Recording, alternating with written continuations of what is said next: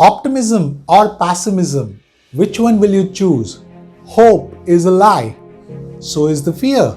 Hope gives you the false impression that everything will work out. And the fear gives you the false impression nothing will work out for you.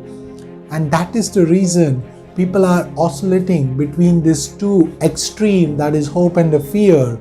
Let me give you a practical tip on how to embrace this optimism or pessimism, what I call as pragmatic realism.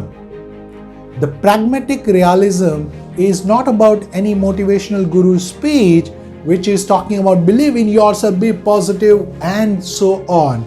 Neither it is talking about that you be negative about it and thinking worst about the outcome.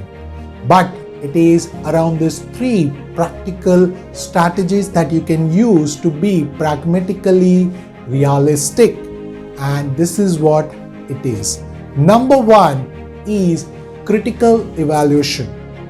Most of us are simply getting into a hope or the fear based on our emotion rather than evaluating the things critically.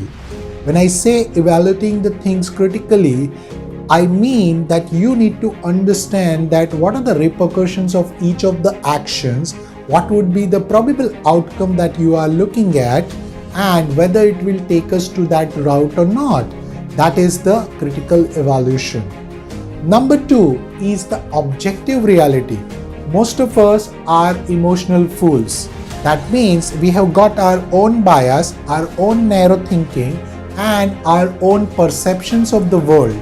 Now, if you look at the actions or the change or the options in front of you, which you want to look at it from the optimism or the pessimistic lens, let me tell you, instead of looking at it from your own lens, use the objective reality. That is, look at it from the third person's perspective or a bird's eye view.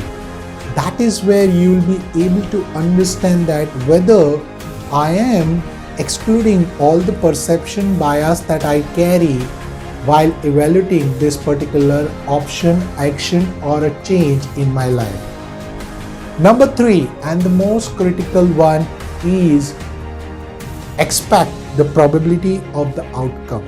Now, most of us are very hopeful that things will work out on its own without taking the enough actions in our life. Now that doesn't work out every time.